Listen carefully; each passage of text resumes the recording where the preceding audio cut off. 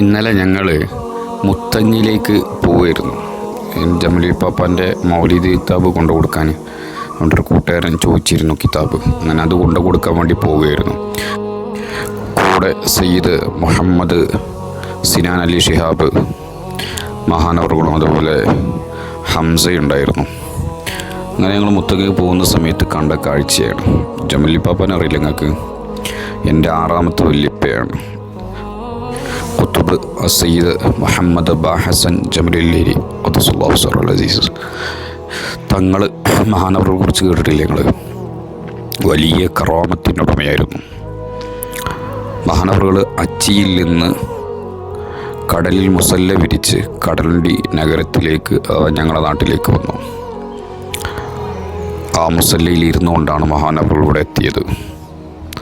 ഒരുപാട് കറാമത്തുകൾ മഹാനവറുകൾ ജീവിതത്തിൽ കാണിച്ചിട്ടുണ്ട്.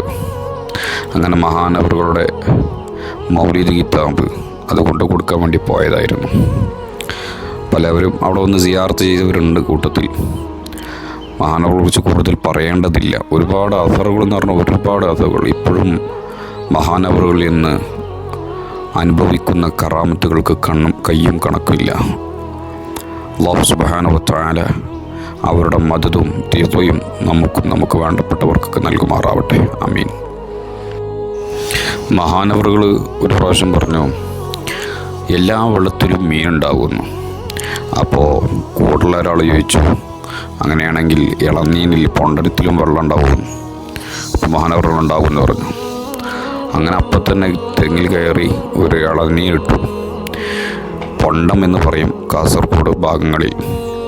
അങ്ങനെ ഇളനീനിട്ടപ്പോൾ ആ ഇളനീന് ചെത്തി നോക്കിയപ്പോൾ അതിലുണ്ട് ഒരു മീനിങ്ങനെ ഓടിക്കളിക്കുന്നു.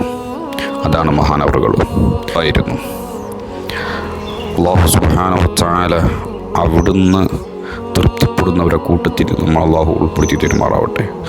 മമ്പറത്തെ പാപ്പാൻ്റെ കാലത്ത് മമ്പറത്ത് അനുകൂലിക്കുന്ന ഒരു പാപ്പാൻ്റെ ആളുകളും ജമലി പാപ്പാൻ്റെ ആളുകളും വെച്ചു ധാരാളം ഇതിൽ ഏറ്റവും വലുതെന്നുള്ളത്. അങ്ങനെയാണ് എന്തായത് 2 വായ വെച്ചു. അങ്ങനെ വായ ആദ്യം കുഴച്ച് പൊഴുക്കുന്നത് ആരാണ്, അവരാണ് ഏറ്റവും ബെറ്റർ എന്നുള്ള ഒരു ചിന്ത ഈ കാഴ്ചപ്പാടിൽ വന്നതായിരുന്നു. അങ്ങനെ 2 വായ കുത്തിയപ്പോൾ അതിൽ ഒരു വായ മമ്പറത്തെ പാപ്പാൻ്റെ വായ കുലച്ചു. അപ്പോൾ മമ്പറത്തെ പാപ്പാൻ്റെ അനുകൂലിക്കുന്ന കുറച്ച് ആളുകളുണ്ടല്ലോ, അവർ ജമലി പാപ്പാനെ ഇതാക്കിയപ്പോൾ ജമലി പാപ്പ അടുത്ത് വരാതെ വന്നവർ പറഞ്ഞപ്പം പറഞ്ഞ് നമ്മളൊരു കാര്യം ചെയ്യും. ജമലി പാപ്പ പറഞ്ഞ് നമ്മളെ വായൻ്റെ താഴൊന്ന് കുഴിച്ചു നോക്കുമെന്നാണ്. അങ്ങനെ അവിടെ കുഴിച്ചു നോക്കിയപ്പോൾ ഉണ്ട് നല്ല പഴം കുലച്ചത് മാത്രമല്ല, അടിയിലേക്ക് കുലച്ചത് മാത്രമല്ല, അത് പുറത്ത് കിടക്കുന്നു. അപ്പോൾ ജമലി പാപ്പ അടുത്തേക്കിനെ പറഞ്ഞു, എനിക്കിവിടെ അല്ല, ഞാൻ ആ ലക്ഷ്യം വെക്കുന്നത് ആഖിറാണ്. ദുനിയാവ് എന്തില്ല, നമ്മൾ ലക്ഷ്യം വെക്കുന്നില്ല.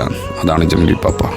അതുകൊണ്ട് തന്നെയാണ് ജമലി പാപ്പൻ്റെ അടുത്ത് ആരെങ്കിലും രാത്രി പാതിരാക്ക് വന്ന സങ്കടം പറഞ്ഞാൽ തീർച്ചയാണ് ആ മഖാമെന്ന് പുറത്തിറങ്ങുമ്പോഴേക്ക് അതിനൊരു പരിഹാരം ഉണ്ടാകുന്നുള്ളത്. അല്ലാഹു സുബ്ഹാനഹു വ തആല അവിടുത്തോടു കൂടെ നാളെ ജന്നാത്തുൽ ഫിർദൗസിൽ നമ്മൾക്ക് അല്ലാഹു ഒരുമിച്ച് കൂട്ടിത്തരട്ടെ. നമ്മളെ പ്രയാസങ്ങളൊക്കെ നീക്കി തരട്ടെ. ആമീൻ. ഇൻഷാ അല്ലാഹ് വീണ്ടും കാണാം. അതുവരെ അസ്സലാമു അലൈക്കും വറഹ്മത്തുള്ളാഹി തആല വബറകാതുഹു. പിന്നെ ഇതെപ്പോഴാണ് ഈ കാഴ്ച കണ്ടതെന്നൊരു സമയം ചോദിക്കുന്നവരുണ്ട്. അവരോട് ഇത് വൈകുന്നേരം 5:45 ശേഷമാണ് ഈ കാഴ്ചകൾ നാം കണ്ടിട്ടുള്ളത്. ഇൻഷാ അല്ലാഹ്. ആയിക്കോട്ടെ. അസ്സലാമു അലൈക്കും വറഹ്മത്തുള്ളാഹി.